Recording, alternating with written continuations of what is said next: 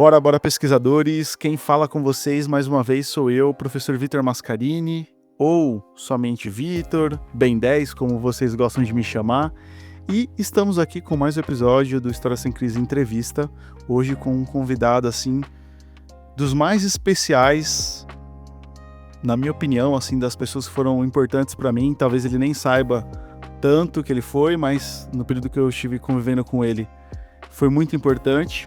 Vocês já devem saber quem é aí pela thumb e também pela descrição. Mas hoje, galera, eu recebo aqui o Rafael Barba, tá? Historiador, produtor cultural. Mas antes de eu pedir a palavrinha dele, eu vou pedir que vocês continuem engajando aí nas plataformas do História Sem Crise. Se inscreva no nosso canal do YouTube, curta, comenta e compartilhe os vídeos por lá. Mesma coisa no Spotify, Instagram e TikTok. Beleza, galera? Então, Rafa, seja muito bem-vindo. Como que está? Tudo certo? Agradeço demais aí, Vitor, o convite. Fiquei lisonjeado aí com você tá me apresentando dessa forma, falando que eu fui uma pessoa especial na sua trajetória. Espero que tenha trazido contribuições importantes para você, né? A gente sempre que interage com estagiários assim no trabalho, a gente procura sempre colaborar o máximo possível. E fiquei muito feliz e lisonjeado de ver você fazer essa apresentação. E estou à sua disposição aí pra gente conversar com o seu público aí. E bora lá. Boa. Bom, galera, como o Rafa mesmo comentou, né? Eu fui estagiário numa empresa que ele trabalhava. Não vou citar o nome aqui da empresa, mas eu lembro que um pouco mais de 1 ano e meio que eu passei lá, ele me ajudou muito e eu observava tudo que ele fazia quando eu tinha oportunidade, assim, uma vez que nós somos da mesma área, né, de graduação. Mas enfim, galera, vamos lá. Então vou pedir para a produção aumentar a vinheta e depois da vinheta eu retomo e a gente inicia a entrevista, beleza?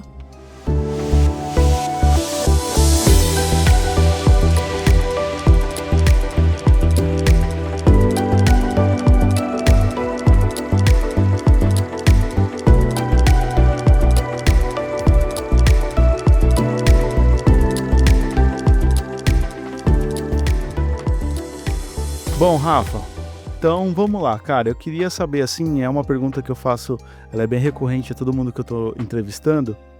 Eu gostaria que você falasse, assim, o que você lembra, o que você tem de memória do seu ensino médio, do final do ensino médio, né, da escola que você estudava e o que te levou, né, a você se graduar, né, em História. Bom, a minha história, vocês vão perceber que ela é uma história bem louca, porque na verdade o que acontece? Eu venho de uma família de trabalhadores. Então meu pai e minha mãe sempre foram trabalhadores, meu pai trabalhador da indústria, minha mãe trabalhadora da área de serviços. Ela foi vendedora durante muitos anos, hoje ela é gerente de loja e tal. E eu sempre fui educado na minha família para ser também um cara da indústria. Então o meu ensino médio foi um ensino médio bem mal feito, para falar a verdade para você, porque eu estudava à noite, porque a minha obrigação, na verdade, era fazer Senai durante o dia. Então eu fazia Senai durante o dia e à noite eu ia para a escola fazer o meu ensino médio. Então eu ficava, chegava de manhã no Senai, almoçava no Senai, ficava a parte da tarde também no Senai, aí chegava em casa umas 3h30, 4 horas mais ou menos, e dava uma descansada, tal, tomava banho, depois jantava e ia para a escola à noite. Então, vocês devem imaginar como que eu chegava na escola à noite, né? Chegava com uma vontade imensa de estudar na escola, porque, na verdade, eu tinha aquela coisa de que o ensino médio, e eu sei que muitos jovens têm isso, né? De que o ensino médio, que a escola não vai trazer muita coisa, não vai trazer. E aí, eu sempre sendo educado para o Senai, acabei entrando numa indústria para trabalhar, né? Saindo dali do ensino médio, entrei numa indústria e fui trabalhar. Mas o que eu lembro, assim, do meu ensino médio? Eu lembro que eu tive uma professora de matemática muito ruim, que inclusive é uma pessoa que acho que é uma das responsáveis por eu não gostar muito de matemática até hoje. né? Mas, em contrapartida, eu tive um professor de geografia muito bom, que marcou a minha trajetória, e também tive um professor de história muito bom que marcou a minha trajetória, né? Além de outros também, eu gostava também de filosofia, eu tive um professor também, o Mota, de filosofia, que também era muito bom. E então, nesse período, o que deu para eu perceber é que eu gostava mais da área de humanas, né? Que eu me interessava mais pela área de humanas, apesar de não ter me esforçado tanto assim no ensino médio, porque o meu foco era o Senai naquele momento. Bom, Rafa, vendo essa sua fala que você teve, né? Eu consigo fazer uma analogia até comigo mesmo, porque eu também fiz Senai, fiz plástico, né? Aqui em São Bernardo, eu sou de São Bernardo, e de fato, né? Eu também, como um jovem aqui do ABC, a gente meio que é doutrinado. Acredito que hoje não tanto, mas ali o pessoal que nasceu ali no 94, 95, que é da minha idade, a gente era meio que condicionado a entrar para a indústria e fazer carreira, né? E assim, Rafa, o que eu queria perguntar para você você comentou do ensino médio e tudo mais. Esses professores, né? Você citou o de geografia e o de história. O que eles marcaram para você, mas eu digo assim, talvez não só a questão pedagógica, mas eles tinham essa desenvoltura de chegar mais próximo de você, dos alunos. Como que eles eram de perfil de professores? O meu professor de geografia na época, ele era um cara muito... Ele fazia um tipo de aula que era muito interativa, já naquela época, tá? Pra você ter uma ideia. Ele levava jogos, às vezes, na sala de aula para explicar algumas coisas. E ele era um cara muito... que conseguia fazer uma linguagem que se aproximava muito da linguagem dos jovens da minha época, né? Então ele era um cara bacana, um cara descolado, um cara que conseguia conversar com a molecada olho no olho. Isso é muito importante, cara. Ele não tinha uma visão assim, ele não tinha, vamos dizer assim, uma postura que olhava para o aluno de cima para baixo. Ele tentava olhar para o aluno frente a frente, ali, acreditando que o aluno é uma pessoa que está ali para aprender e que tem potencial para aprender, né? Então, acho que isso foi muito importante. E a matéria de geografia é uma matéria que eu gosto muito até hoje. Eu adoro geopolítica, gosto muito, é uma coisa que sempre me interessou também nos meus estudos de história, né? E também tive um professor de história muito bom também na época, que também tinha uma didática interessante, mas o que mais me interessava realmente era a disciplina de história. Então, como ele era um professor também legal, bacana, apesar de ser um cara um pouco mais velho já, mas ele conseguia transmitir um conhecimento assim muito grande. Que eu via ele falando assim na sala de aula, eu falava assim, cara, eu quero ser que nem esse maluco, eu quero ser que nem ele, porque o cara é muito bom e eu não sei nada, esse tipo de coisa, né? Você acaba olhando para alguns professores e colocando neles uma espécie de objetivo de ser uma pessoa parecida, né? Porque era um cara que tinha uma ética interessante, era um cara que tinha muito conhecimento histórico, conhecimento das coisas que estavam rolando no Brasil na época ali, então sempre me espelhava muito nele. Mas, como eu estava sendo ali, vamos dizer assim, como você usou a palavra, doutrinado, né, para ser um trabalhador da indústria, acabava focando mais os estudos no Senai, né? Acabou dando certo porque eu entrei numa metalúrgica, né? E acho que você perguntou anteriormente por que eu acabei indo para a história, né? Porque foi o seguinte, eu comecei a trabalhar na metalúrgica e eu trabalhei 8 anos na metalúrgica. Só que nos últimos 2 anos que eu trabalhei lá, eu comecei a trabalhar numa escala de 6x2. E essa escala de 6x2 era uma escala muito cansativa e muito ruim, porque eu perdia muitos finais de semana. E aí eu comecei a me desgastar e a questionar o lugar que eu tava. Tipo assim, tô aqui, vou ficar trabalhando nisso até quando? Né? Até quando eu vou ficar perdendo os meus finais de semana? Né? E aí começou a vir uma vontade muito grande de entrar para a universidade, fazer faculdade, coisa que eu nunca tinha pensado antes, cara. E aí nesse momento tem uma pessoa muito importante na minha trajetória, que é a minha esposa. Por quê? Porque nós começamos a namorar e eu trabalhava na metalúrgica, e isso é uma coisa que eu não mencionei. Eu não tinha terminado o ensino médio quando eu comecei a trabalhar, porque eu tive uma proposta de emprego quando eu estava no 3º ano do ensino médio. E aí eu tive que fazer uma escolha. Eu vou terminar o ensino médio à noite ou vou aceitar o trabalho na empresa metalúrgica?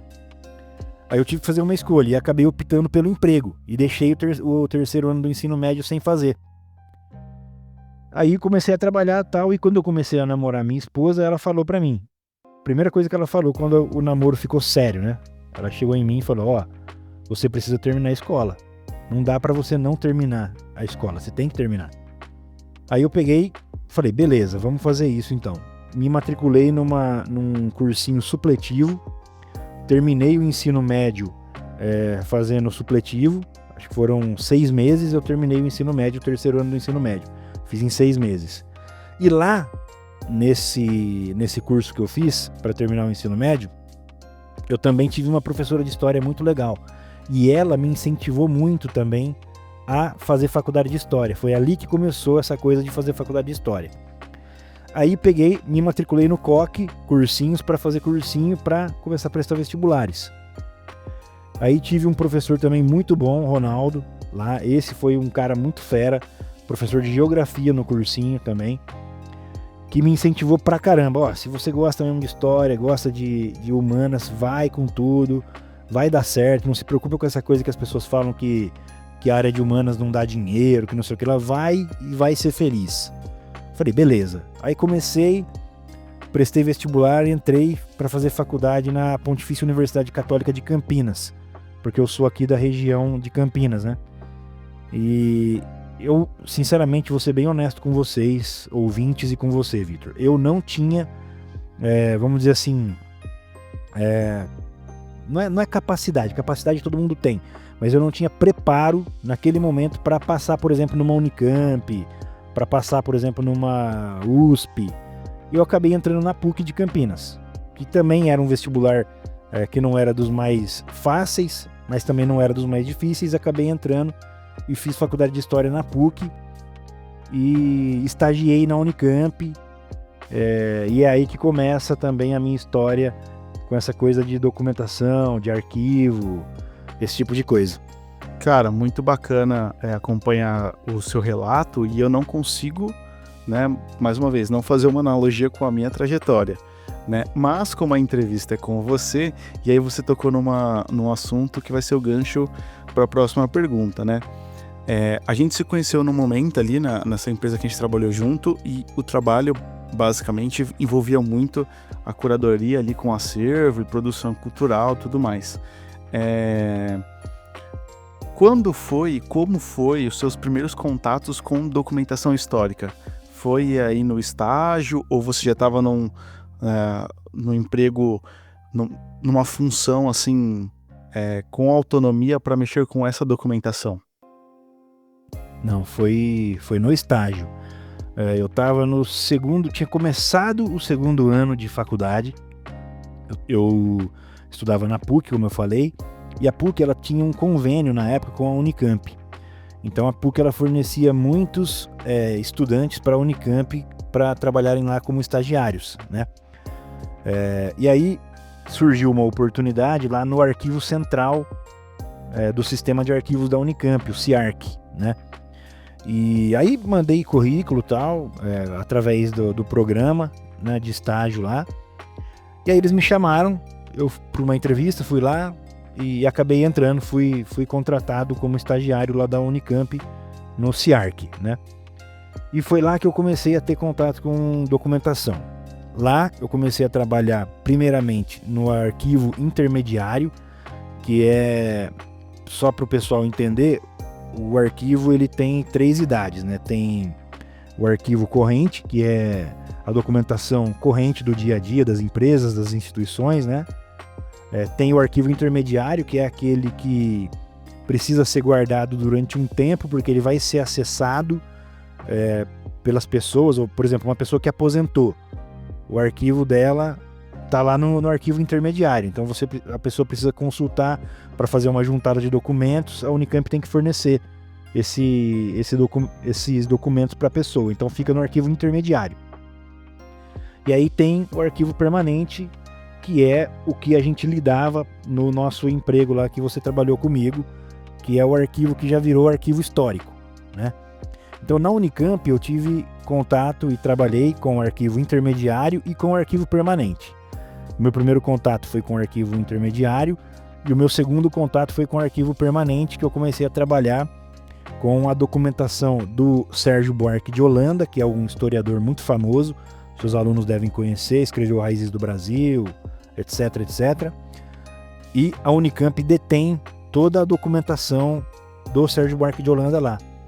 E eu trabalhei com essa documentação lá na Unicamp e também trabalhei com a documentação do cientista brasileiro, o César Lattes, que também a Unicamp também detém toda a documentação dele lá. Então, eu tive essas duas experiências de trabalhar como atendente de arquivo intermediário, que é mais uma coisa de atender malote, esse tipo de coisa ali no dia a dia da universidade, e trabalhei depois com essa parte de conservação, de restauro, de catalogação dos fundos de documentação permanente ali dessas duas pessoas que eu citei, o Sérgio Buarque e o César Lattes. Show. Muito bacana, cara. E são informações que, assim, o próprio Sérgio Buarque é uma informação muito rica saber que todo o material dele está em posse da Unicamp, até porque boa parte dos nossos ouvintes talvez nunca pararam para pensar, né, qual instituição e como ela utiliza de metodologia para conseguir salvaguardar todo o histórico e produções aí, tanto textuais quanto de vida mesmo, né, seja de um pesquisador ou de um autor, enfim. E aí, Rafa, eu já queria pegar um outro gancho para um próximo bloco de perguntas, que aí a gente já se aproximou assim, desse período que a gente trabalhou junto, né, numa instituição cultural vinculada a um dos maiores bancos aí da América Latina. E, Rafa, teve algum caso interessante, algum caso assim engraçado com um documento que você consiga lembrar? Alguma coisa que você fala, pô, quando eu tive contato com isso aqui, ou eu descobri isso de uma certa forma? Tem alguma coisa assim que você consegue contar para nós? Cara, acho que tem uma coisa engraçada que eu lembrei agora que você falou, que quando eu trabalhava lá na Unicamp como estagiário, eu não cheguei a trabalhar com a documentação dessa pessoa, né? Como eu disse, eu trabalhei com a documentação do Sérgio Buarque e do César Lattes. Mas lá na Unicamp também tinha, lá no lugar que eu trabalhava no CIARC, tinha toda a documentação do Zeferino Vaz, que é o fundador da Unicamp.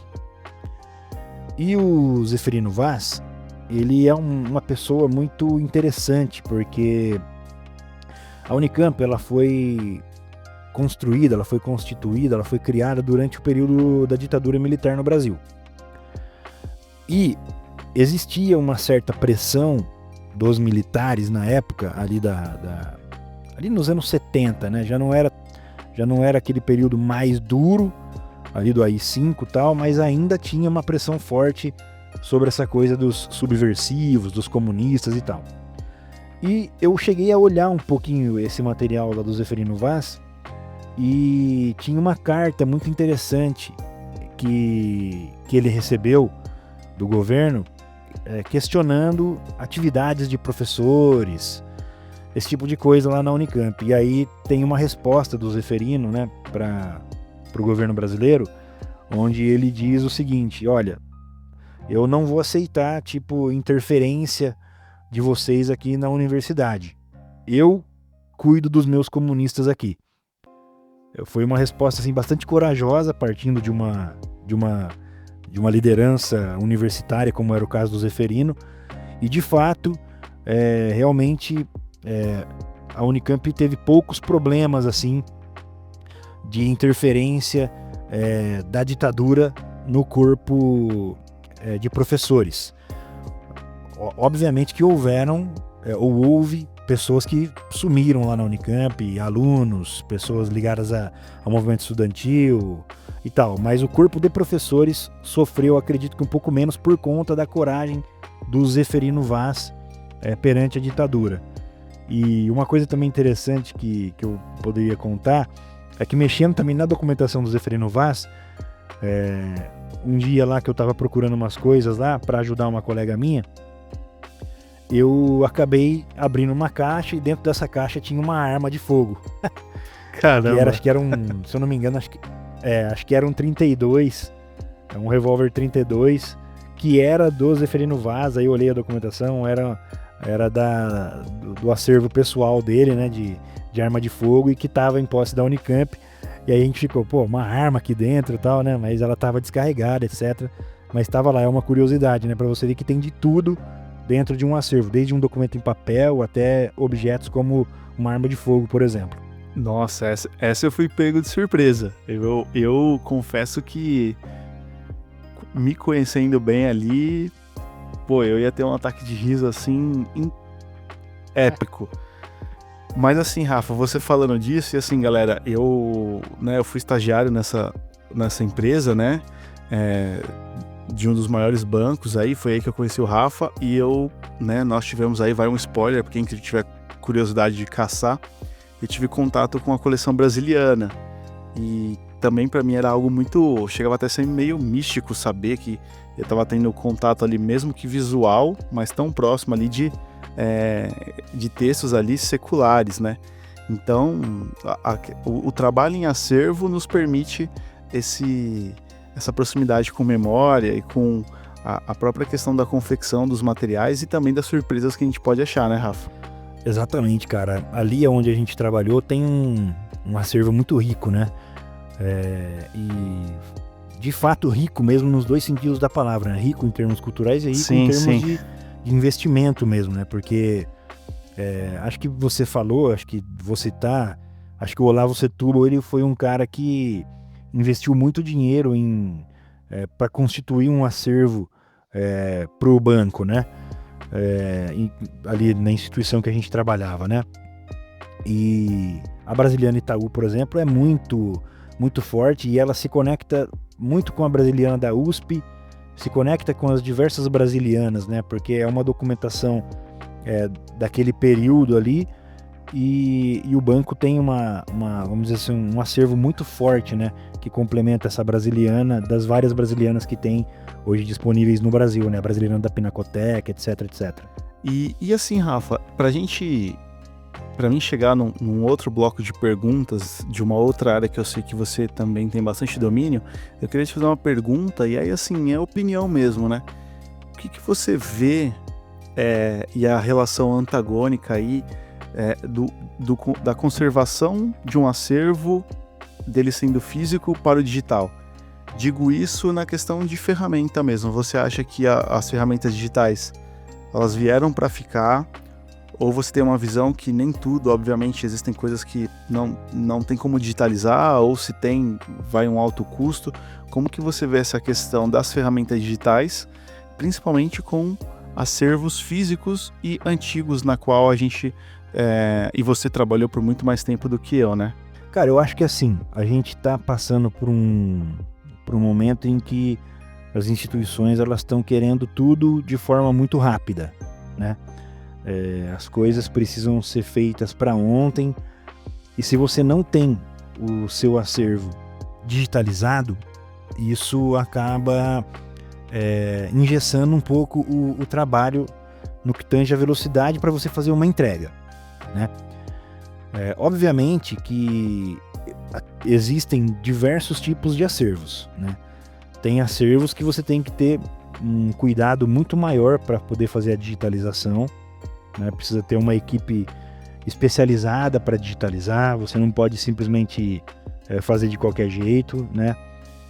Porque se forem documentos muito antigos, tem que ter um cuidado no manuseio, tem que ter um cuidado para você tirar da caixa, para você depois devolver na caixa, para você colocar no scanner, ou para você posicionar para fazer uma fotografia digital, porque essa também é uma tendência muito grande hoje, que é você não utilizar mais scanners, né, para fazer digitalização, é você utilizar uma mesa preparada para você utilizar uma câmera digital, para você fazer uma fotografia do documento na hora de fazer a digitalização, ao invés de usar um scanner. Por quê?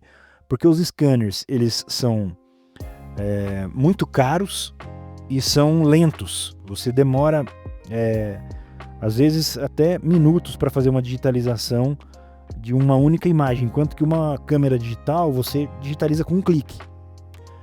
Então você ganha velocidade e ganha qualidade, porque a fotografia digital ela é muito melhor do que um escaneamento digital, né? Então eu peguei, voltando no gancho da tua pergunta, eu peguei essa transição, vamos dizer assim, porque na Unicamp eu trabalhei muito mesmo com um acervo físico e tinha pouca coisa digitalizada. Quando eu comecei a trabalhar em outras instituições, porque antes de trabalhar, por exemplo, na instituição que nós trabalhamos, eu passei por outras. Eu passei, por exemplo, pelo Centro de Memória da Klabin, que é uma empresa de papel e celulose, que tem um centro de memória na cidade de Jundiaí. Eu trabalhei lá em loco, no acervo físico deles lá. E eu tinha que fazer, em determinados momentos, a digitalização de documentos para poder atender demandas da comunicação, da Klabin, ou atender pesquisas externas. Mas não tinha todo o acervo digitalizado. O que acontecia é que a gente digitalizava e aí guardava essa documentação digitalizada, catalogava junto ali no sistema, no banco de dados, e aí você tinha o documento físico e o documento digital. Mas hoje em dia, atualmente, a produção de documentos digitais ela é uma realidade e praticamente não existe mais produção de documento em papel. Tudo hoje é produzido digitalmente, né? Então você tem contratos, você tem todas as fotografias que são digitais, a gente nem recebe mais, por exemplo, nos acervos atualmente fotografias impressas, é tudo digital. Então, hoje os profissionais precisam saber que eles vão ter que aprender a lidar com a documentação analógica, de forma analógica, porque dependendo do acervo que elas forem trabalhar, vai ter a documentação analógica, física para trabalhar, então vai ter que saber conservação e restauro, vai ter que saber manuseio, vai ter que saber todas essas questões, mas também vai ter que estar preparado para lidar com as demandas do digital. E quais são essas demandas do digital, né? É você estar antenado com todas as discussões que estão acontecendo no mundo.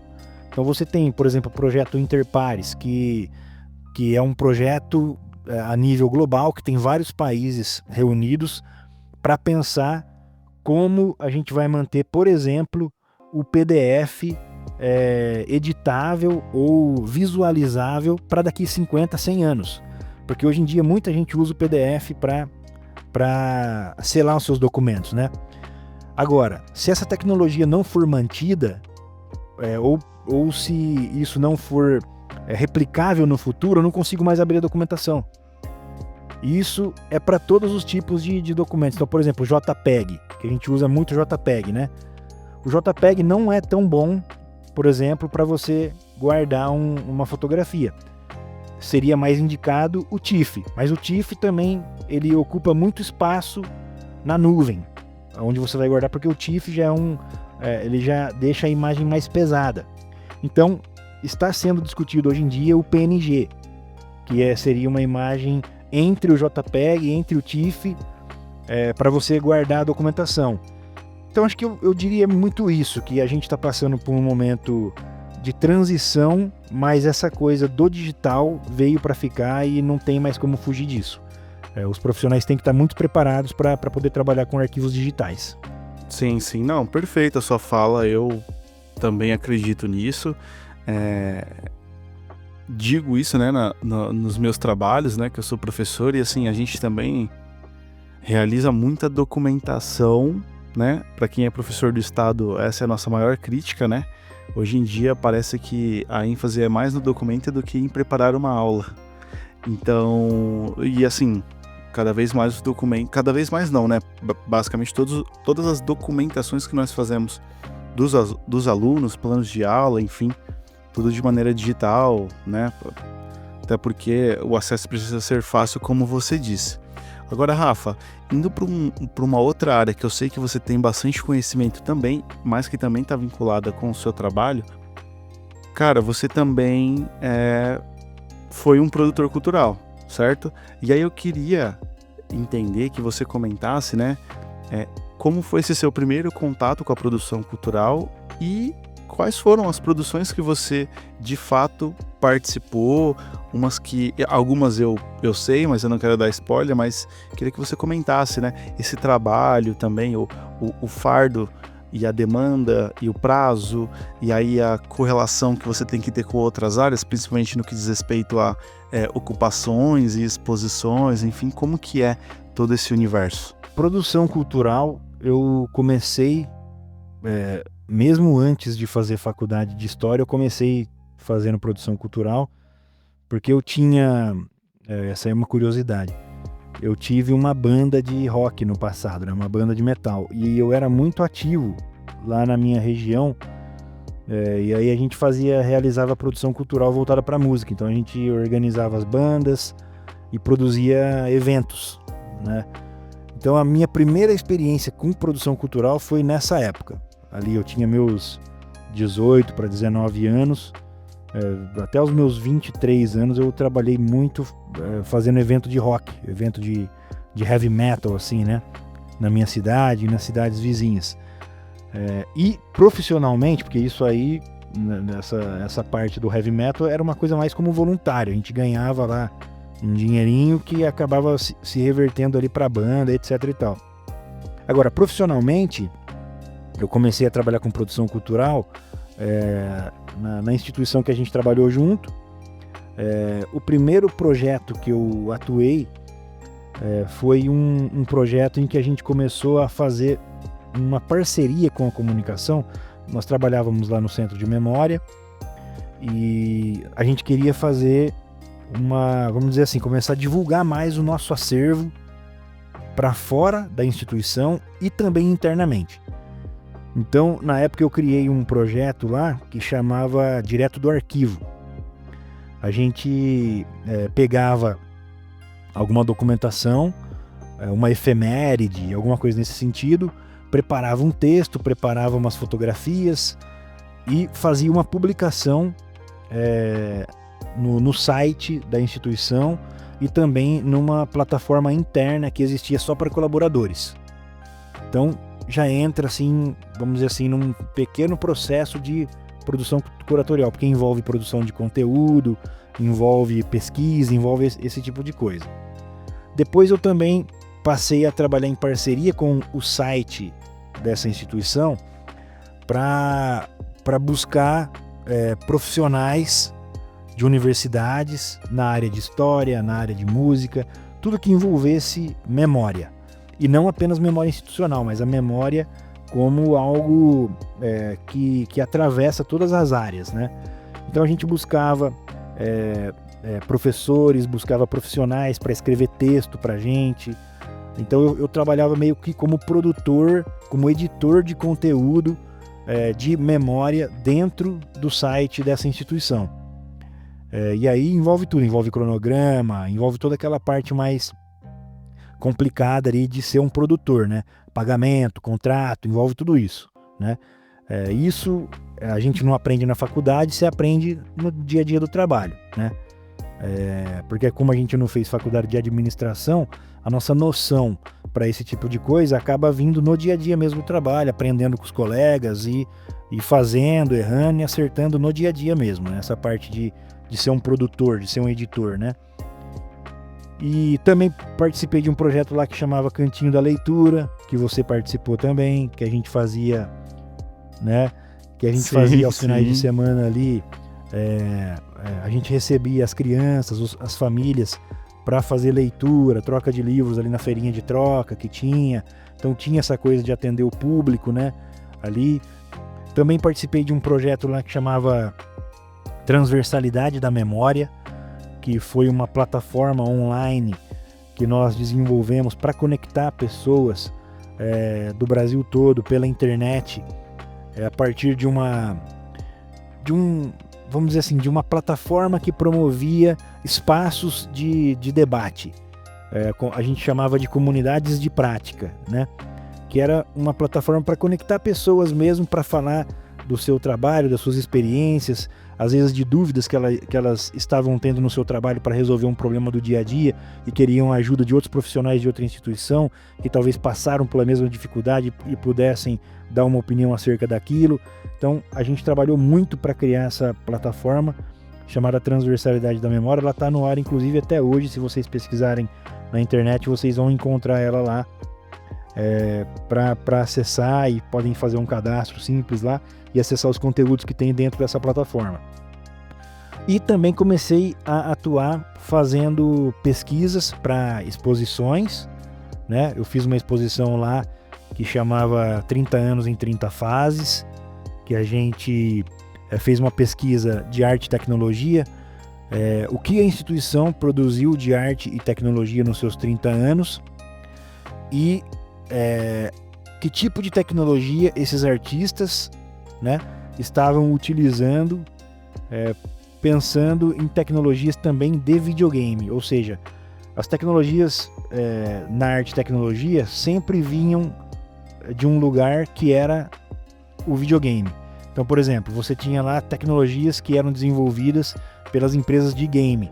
Os artistas que trabalhavam com arte e tecnologia pegavam tecnologias que eram desenvolvidas para videogame para usar nas suas obras de arte. Então, essa instituição, ela tem uma história muito forte nesses últimos mais de 30 anos de história que ela tem com arte e tecnologia. Então, nós fizemos uma exposição fazendo o link de cada ano o que saía na tecnologia de videogame que foi utilizada por artistas, e a gente fazia esse comparativo das tecnologias, e aí a gente fez uma pesquisa ano a ano, né? Também fiz agora, só para encerrar, para falar da última que eu participei agora, que foi a ocupação Palavra Cantada, que eu acredito que ainda esteja em cartaz. Nós estamos 14/7, acredito que ainda esteja em cartaz, não sei quando que esse podcast vai entrar no ar, mas acredito que até agora, acredito que vai até agosto.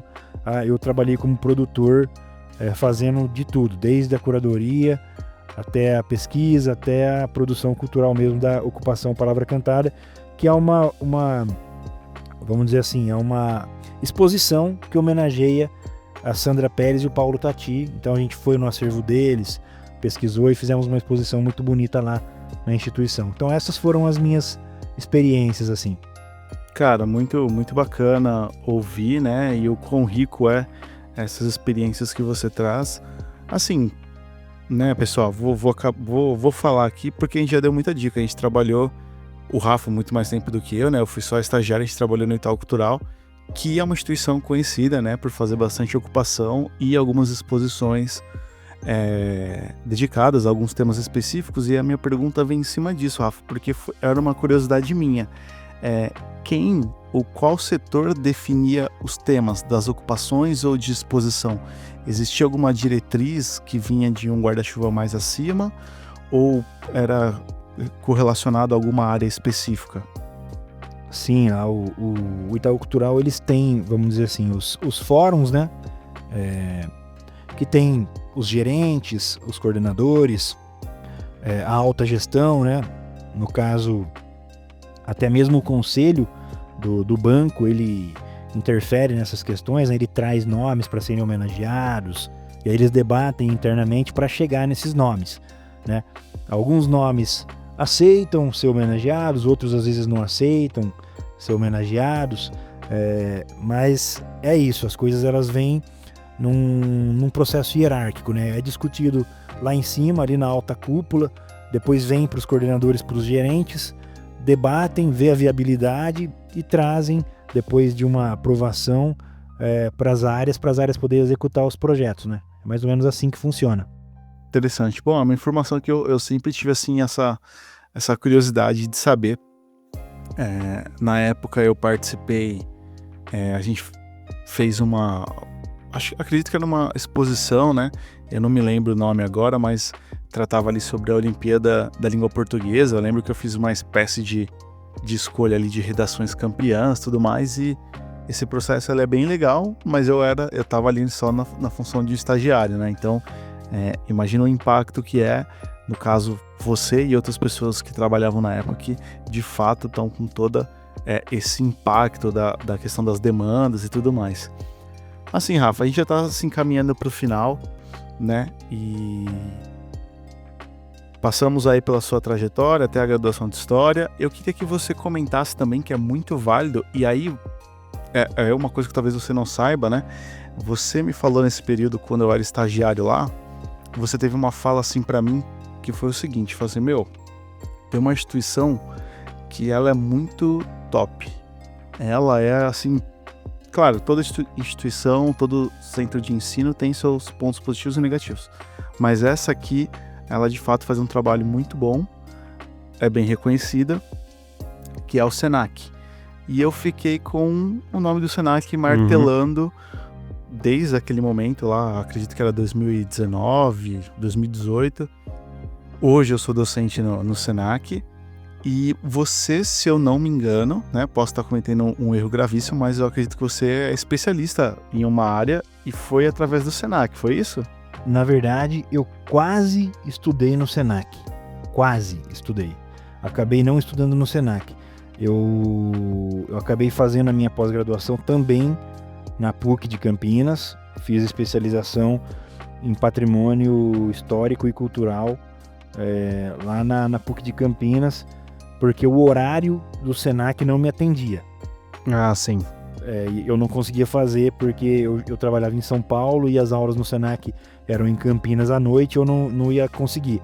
Mas eu queria ter feito uma pós-graduação no Senac e não consegui, né? E acabei fazendo na PUC porque a pós-graduação era aos sábados, então eu chegava sabadão de manhã e saía sabadão só à tarde, era o dia todo de aula na PUC, então acabei fazendo a minha pós-graduação lá. E depois eu fiz uma outra pós-graduação em gestão cultural pelo próprio Itaú Cultural, em parceria com a cátedra da Unesco, né? Da Universidade de Girona, da Espanha. Então vinham alguns professores espanhóis aqui, alguns professores latinos também aqui da América Latina, né? Da Colômbia, tive aulas com um professor americano dos Estados Unidos também, mas foi pelo Itaú Cultural também. No Senac acabei não estudando, mas eu fiz um curso no Senac Sapa Lipião, que não era uma pós-graduação. Eu falei certo o nome? Agora não sei se eu falei certo, me corrijam aí se eu estiver errado. O Senac, eu fiz um curso de jornalismo cultural lá, que daí era um curso de extensão universitária, não era uma especialização. Um curso de extensão universitária voltada para jornalismo cultural, que é uma área que eu gosto, inclusive eu atuo hoje em dia. Eu sou editor de política numa revista que é uma revista cultural, mas que tem uma área de política também, por isso que eu sou editor lá de política. A revista chama Revista Úrsula. Se vocês quiserem saber mais, dê uma pesquisada aí na internet, Revista Úrsula.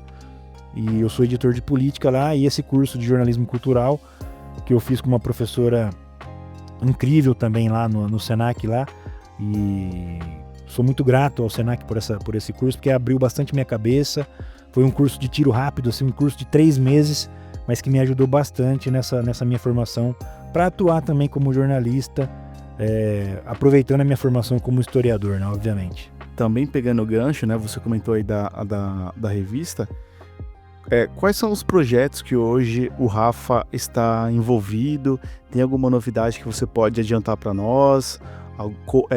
A gente, né, conversou previamente, então você também está influente nas redes sociais. Você poderia comentar um pouquinho para nós como está esse seu trabalho também? Porque, de uma certa forma, é uma produção cultural, só que utilizando uma outra ferramenta, né? No caso, as redes sociais. Então, como que tá o Rafa hoje nos projetos? Cara, eu não sei se você lembra, eu tenho um canal no YouTube, por exemplo, que eu criei junto com o meu amigo Laerte Fernandes, que é historiador também. Ele chama Boteco Connection. Só que esse canal tá meio parado, pra falar a verdade pra você. Eu tenho postado poucas coisas lá. A gente foi muito ativo durante a pandemia. Durante a pandemia a gente fazia live toda semana. A gente fez muita coisa no Boteco Connection no YouTube durante a pandemia. Aí eu comecei a sentir que o TikTok era uma ferramenta mais amigável para trabalhar, e que também leva o seu conteúdo com mais facilidade do que o YouTube. Eu sinto que o YouTube é uma plataforma que você precisa trabalhar muito para fazer o seu conteúdo chegar mais longe. Sim. O TikTok é uma ferramenta bem mais amigável em relação a isso. Então vamos colocar no Boteco Connection lá, a gente tem acho que uns 1.400 seguidores lá, é um canal minúsculo, irrelevante. E no TikTok eu também sou minúsculo, sou irrelevante praticamente, mas eu já tenho 23 mil seguidores. E eu já tive vídeos que já bateram mais de 1 milhão de visualizações, vídeos com 800 mil visualizações. Então eu já consegui levar o meu conteúdo muito mais longe do que os 4, 5, 6 anos que eu fiquei lá no YouTube batalhando muito. Acho que o vídeo meu do nosso canal no YouTube que tem mais visualizações, ele tem acho que cerca de 7 ou 8 mil visualizações. E no TikTok eu já bati mais de 1 milhão. Teve um vídeo meu que bateu 1 milhão e 500 mil visualizações. Então, se a galera quiser conhecer o meu trabalho lá no TikTok, é Rafa Barba BC, né? Tô lá atuante até hoje. Sim, inclusive todas as suas redes sociais estarão vinculadas aqui nesse episódio, tanto lá no nosso canal no YouTube quanto no Spotify. No postzinho que a gente vai fazer no Instagram também, a gente já vai direcionar a galera para te conhecer melhor seu trabalho, né? E Rafa, né, estamos encaminhando de verdade agora para o final mesmo. Tem alguma coisa que você gostaria de falar, utilizar esse espaço, não sei, algum projeto novo que você gostaria de dar um toque, alguma outra coisa? A gente acho que não chegou a comentar, mas eu saí do Itaú Cultural há mais ou menos uns 2 meses, né? E tô agora numa nova, vamos dizer assim, aventura, que é uma aventura de criar a minha própria empresa junto com o meu amigo Laerte Fernandes. Mais uma vez aí, é que o Laerte ele é um amigo que eu fiz durante a vida no mundo do trabalho, que acabou também se tornando um amigo pessoal, e a gente está com esse projeto de criar uma empresa. Já temos o nome da empresa é Selo Docs, né? Selo com 2 L's e Docs de documentação, onde a gente vai trabalhar com memória institucional, com produção de exposições, com tudo que envolve o mundo da memória, digitalização de acervo, esse tipo de coisa. Já temos um orçamento encaminhado, né, talvez para pegar aí já o nosso primeiro trabalho, vamos ver se dá certo. Não vou revelar ainda porque não tem nada certo, né, pessoal? Mas é uma exposição que a gente vai produzir, né, fazer todo o processo desde da curadoria, né, da pesquisa, da curadoria e da produção. E estamos abertos a receber propostas de trabalho, né? Acho que esse momento as pessoas usam muito essa palavra, né, empreender, né? Eu não gosto muito dessa palavra. Eu prefiro falar que nós somos trabalhadores autônomos, né? Tanto eu como o Laerte. Então a gente vai investir nessa coisa de ser trabalhador autônomo, ter a nossa empresa para tentar aí engajar, porque a gente entende que a gente tem uma experiência acumulada muito grande, tanto eu quanto ele, e a gente entende que chegou a nossa hora de começar a trabalhar por conta, começar a pegar projetos, fazer as coisas do nosso jeito também, e não do jeito das instituições nas quais a gente trabalhou. Então a gente quer ter a nossa liberdade agora para fazer do nosso jeito, e eu acho que a melhor forma de fazer isso é criar a nossa própria empresa, arregaçar as mangas e partir para cima aí do mundo do trabalho. Cara, que bacana, e tomara aí que a Selo Docs se torne a maior empresa do Brasil de salvaguarda de acervos e de produção cultural. Pô, assim, confesso que do pouco tempo que a gente passou junto, inclusive assim, a gente trabalhava na mesma área, mas em locais diferentes, né? E eventualmente a gente se encontrava para reuniões, inclusive desse projeto do Cantinho da Leitura. Mas assim, cara, desejo todo o sucesso do mundo para você. Como eu te falei no início do episódio, talvez a gente não saiba o impacto que a gente tem na vida de uma pessoa, e é o que eu me cobro muito das minhas ações hoje com o impacto que eu causo na vida dos meus alunos. mas você causou um impacto muito relevante na minha vida, como eu falei, nessa questão de... Eu lembro muito você falando dessa fala do Senac, pô, o Senac é uma instituição top, não sei o que e tal, e da forma como você me tratava ali no dia a dia. Também queria mandar um abraço pro nosso caro amigo Laerte Fernandes, em breve, quem sabe pode ser um dos convidados aqui do História Sem Crise, entrevista. E assim, Rafa, estamos ficando por aqui. Agradeço demais esse tempo que você disponibilizou para conversar com a gente, né, com os nossos ouvintes. E é isso. Tem mais alguma fala para a gente encerrar? Nada, só agradecer, né, você pelo convite, fiquei muito lisonjeado. Agradecer mais uma vez as suas palavras. A gente realmente nunca sabe, né, o impacto que a gente gera na vida das pessoas. Às vezes a gente gera impactos negativos e às vezes a gente gera impactos positivos, porque, como a gente sabe, todos somos humanos e a gente também pode errar e acertar com as pessoas, né?